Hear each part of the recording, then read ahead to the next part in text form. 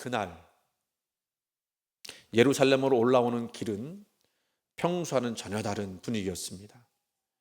유월절을 앞두고 이미 수많은 순례자로 붐비던 도시였지만 사람들의 시선은 한 방향으로 쏠려 있었습니다. 감람산에서 내려오는 길 벳세다를 지나 벳바게를 지나고 예루살렘으로 들어오는 그 길에 사람들이 몰려들기 시작합니다. 누군가가 외치기 시작합니다. 예수님이 오신다. 그 소식은 순식간에 퍼져나갑니다. 병든 자를 고치셨다는 이야기, 귀신을 쫓아내셨다는 이야기, 그리고 무엇보다도 죽었던 나사로를 살리셨다는 소문이 이미 사람들의 마음을 뜨겁게 달구고 있었습니다. 사람들은 단순한 호기심이 아니라 기대를 품고 길로 나아갑니다. 그때 멀리서 예수님이 보이기 시작합니다. 그런데 이상합니다. 위험 있는 군마를 타고 오는 것이 아니라 작은 나귀를 타고 옵니다. 사람들은 그 모습을 보면서 더욱더 확신에 차서 이렇게 이야기합니다. 아, 이분이시다. 우리가 기다리던 그분이시다. 누군가는 급하게 겉옷을 벗어서 길 위에 깔기 시작합니다.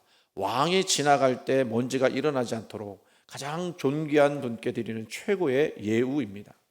다른 사람들은 종려나무를 꺾어서 들고 흔듭니다. 그 가지들은 단순한 가지나무가 아니라 승리와 해방을 표현하는 상징하는 표시였습니다. 마치 전쟁에서 돌아온 왕을 맞이하듯 사람들은 그 길을 환영의 길로 만들어갑니다. 이제 소리는 점점 커집니다. 처음에는 몇 사람이었지만 이제는 수백 명, 수천 명이 외침을 이룹니다. 호산나, 호산나, 호산나, 호산나. 이 외침은 단순히 찬양이 아니죠. 우리를 구원하소서. 번역하면 우리를 구원하소서라는 말인데 우리를 구원하소서, 우리를 구원하소서라고 하는 절박한 요청이었습니다. 사람들은 로마의 압제 속에서 벗어나길 원했습니다. 정치적인 해방, 현실적인 구원, 눈에 보이는 변화를 기대하고 있었습니다. 그 변화를 이룰 수 있는 분이 예수님이라고 생각했어요. 그래서 더 크게 외칩니다. 주의 이름으로 오시는 이여 찬송하리로다. 이스라엘의 왕이여. 아이들도 따라 외칩니다. 어른들도 손을 들고 외칩니다. 어떤 사람은 눈물을 흘며 외칩니다. 어떤 사람은 흥분해서 소리를 지릅니다. 그날 그 길은 완전히 하나의 거대한 함성으로 뒤덮입니다. 예수님은 그 한간대를 지나가십니다. 사람들은 기대에 차 있습니다. 이제 무언가 일어나겠구나. 이분이 우리를 바꿔주실 것이다. 그들의 눈에는 승리가 보였고 그들의 마음에는 희망이 가득했습니다. 그래서 그들은 기꺼이 옷을 벗어 길에 깔았고 종려가지를 흔들면서 목이 터져라 외쳤습니다. 호산나, 호산나. 그날 예루살렘 입성은 분명히 환호와 기대, 열광으로 가득 찬 순간이었습니다. 그러나 그 함성 속에서 아직 깨닫지 못한 한 가지가 있었습니다. 그들이 기대했던 왕과 예수님이 오신 목적 사이의 그 간극. 그 간극은 곧 십자가 앞에서 드러나게 될 것입니다. 며칠 뒤 그들이 어떻게 변하죠? 그렇게 원하며 따르던 그들이 예수님을 밀어냅니다. 십자가에 못 박으라, 십자가에 못 박으라 외칩니다. 왜입니까? 갑자기 미워졌기 때문입니까? 아닙니다. 받아들일 수 없었기 때문입니다. 군중은요, 예수님을 좋아했습니다. 왜 좋아했을까요? 병을 고치셨기 때문입니다. 기적을 행하셨기 때문입니다. 희망을 주셨기 때문입니다. 먹는 문제, 사는 문제 다 해결해 주실 것 같았습니다. 그들이 기대한 예수님은 어떤 예수님이었습니까? 나를 바꿔놓는 그분이 아니라 내 상황을 바꿔주는 분으로서 받아들였습니다. 그런데 예수님이 이제 전혀 다른 모습으로 들어오시죠. 나귀를 타고 오십니다. 개선장군이었으면 백마를 타고 들어오는 게 맞는데 이건 어떻게 보입니까? 완전히 그들의 기대와 생각을 벗어난 것이에요. 그 뜻은 무슨 뜻이냐면 예수님 말씀하시는 거예요. 나는 너희가 원하는 방식으로 일하지 않겠다라고 하는 뜻이죠. 나는 너희를 편하게 만드는 왕이 아니다 라고 말씀하시는 겁니다. 이때 사람들의 마음에 충돌이 일어납니다. 사람들이 생각합니다. 이건 우리가 원하던 그림이 아닌데, 이건 우리가 기대하던 방향이 아닌데. 그리고 결정적인 순간이 오죠. 예수님이 자기들의 기대를 더 이상 충족할 수 없다라는 것을 깨닫자마자 그들은 선택합니다. 예수를 버리고 자기 기대를 붙잡습니다. 이거는 굉장히 날카로운 이야기입니다. 우리는 종종 이렇게 말합니다. 나는 예수님을 좋아합니다. 나는 예수님을 사랑합니다. 그러나 정말 중요한 질문은 이것이죠. 예수님 물으십니다. 그러면 너는 나의 방식도 사랑하는가? 용서는 좋은데 내가 용서하는 건 싫습니다. 겸손은 좋은데 내가 낮아지는 건 싫습니다. 섬김은 좋은데 내가 섬기는 것은 싫습니다. 십자가는 감동인데 내가 지는 것은 싫습니다. 그래서 이런 일이 생깁니다. 예수님은 좋아하지만 예수님의 길은 거부하는 신앙. 이게 이 종려 주일에 우리 성경에서 보는 군중들의 모습입니다. 그리고 그게 우리의 모습일 수도 있습니다. 그때 예수님이 우십니다. 왜 우실까요?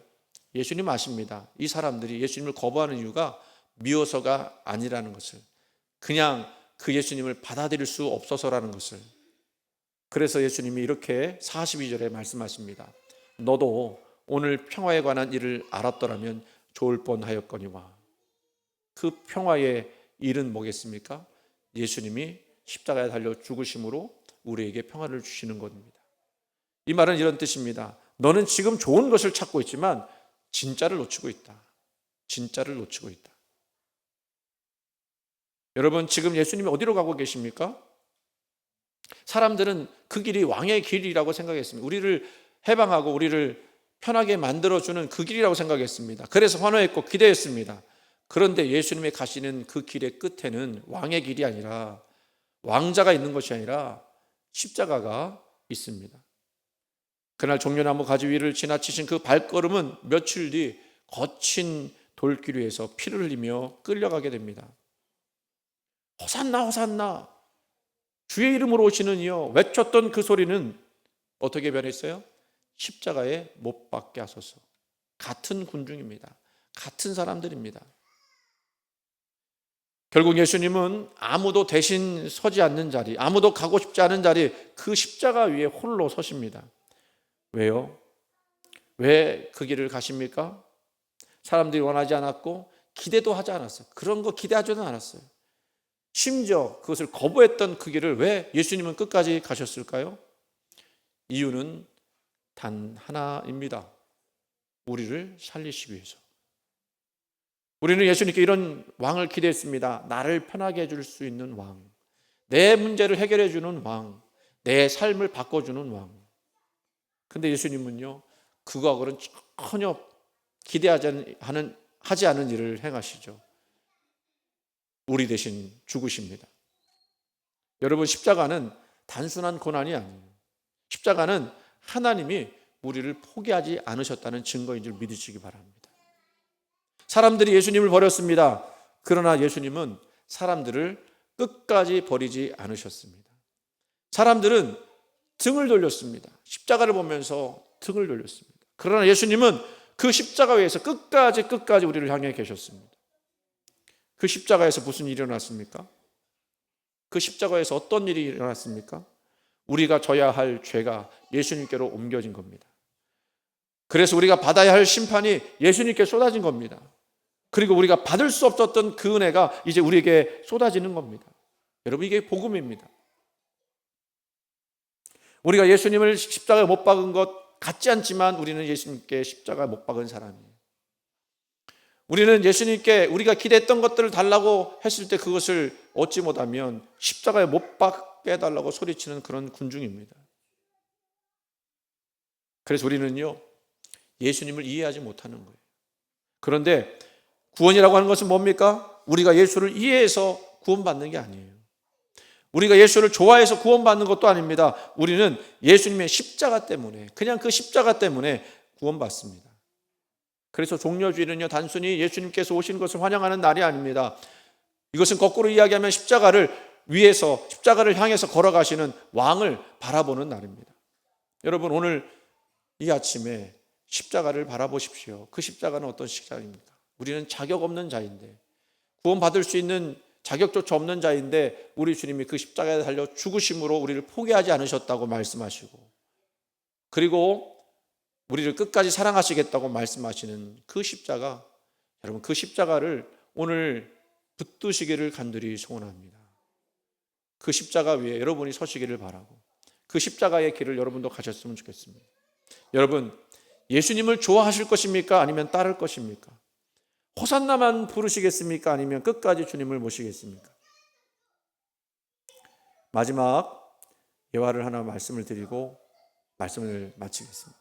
2013년이었어요. 10년이 넘은 이야기입니다.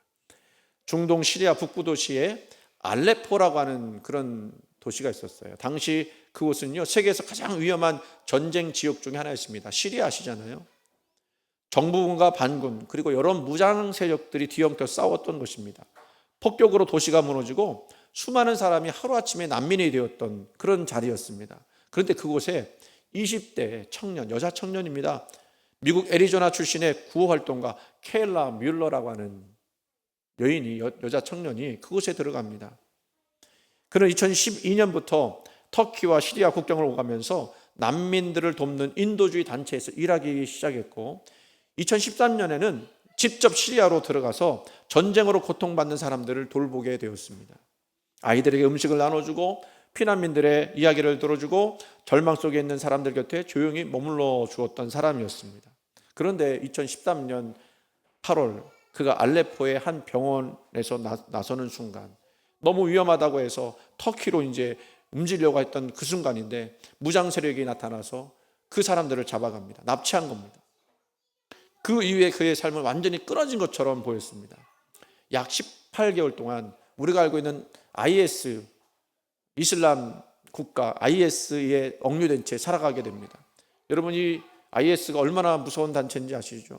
우리 그 젊은 선교사도 참수를 당해서 죽었던 그 단체예요. 그곳에서 18개월 동안 우리가 상상하기 어려운 환경 속에서 그렇게 지냈습니다. 자유는 없고 내일을 보장받을 수 없고 언제 죽을지 모르는 상황이에요. 그런데요, 이 여인은요, 케일라 밀러는요, 거기서 무너지지 않았습니다. 오히려 그 시간 속에서 기록을 남깁니다. 식구에게, 자기 가족에게, 그리고 다른 사람들에게. 가족에게 전달된 편지, 나중에 전달된 편지입니다. 이 편지에는 이런 문장이 남아 있습니다. 엄마, 아빠, 저는 하나님이 저와 함께 계시다는 것을 압니다. 저는 두렵지 않습니다. 또 이렇게 이야기합니다. 저는 여기서도 계속 기도하고 있습니다. 하나님은 이곳에도 계십니다. 안전한 자리에서 쓴 글이 아니에요. 2014년 그 IS에 억류된 시간 속에서 죽음을 매일 마주하면서 쓴 고백입니다. 그리고 2015년 2월에 미국 정부는 그녀의 사망을 공식적으로 확인합니다. 끝내 그 여인은 돌아오지 못했습니다. 나중에 이야기를 보면 미국이 이 뮬러라고 하는 여인, 이 여자 청년의 죽음이 얼마나 큰 충격이었는지, 케일라 뮬러라고 하는 작전명으로 그 IS 수장 바크르 알 바그다디라는 사람을 제거해요. 이 사람은 그 9.11 테러를 일으켰던 그 사람과 똑같은 현상금을 가질 정도로 아주 위험한 사람이었는데 그 수장을 제거합니다. 바로 케일라 뮬러라는 작전이었어요. 그렇게 종료된 듯 했지만 케일라 뮬러의 삶을 따라가 보면 한 가지 분명한 것이 드러납니다. 그는 상황이 무너졌을 때 믿음을 버린 사람이 아니라 그 자리에서도 하나님이 함께 하신다는 사실을 붙든 사람이었습니다. 2013년 시리아 알레포 그 무너진 도시 한가운데 한 청년은 아무것도 보이지 않는 자리에서 이렇게 고백했다라는 거예요. 하나님은 여기에도 계십니다. 종려 주일에 군중들은 예루살렘 거리에서 모두가 보는 앞에서 호산나를 외쳤습니다. 그러나 십자가 앞에서는 다 사라졌습니다. 그러나 이 케일라 밀러는요, 아무도 보지 않는 자리에서, 생명이 위협받는 그 자리에서 하나님 붙들었습니다. 왜일까요? 그녀에게 예수님은 상황 따라 선택하는 대상이 아니라 어디서도 놓을 수 없는 분이었기 때문입니다. 오늘 우리에게 질문이 남습니다. 여러분, 우리는 예수님을 좋아합니까? 아니면 끝까지 따르는 사람입니까? 환호할 때만 함께하는 신앙입니까? 아니면 아무도 보지 않는 자리에서도 그 하나님을 붙드는 신앙입니까? 믿음은요, 환경이 아니라 선택입니다. 그리고 그 선택은 결국 십자가 앞에서 드러나요. 여러분, 예수님은 지금도 우리에게 묻고 계십니다. 너는 나를 어디까지 받아들일 수 있느냐? 기적까지입니까? 은혜까지입니까? 아니면 십자가까지입니까?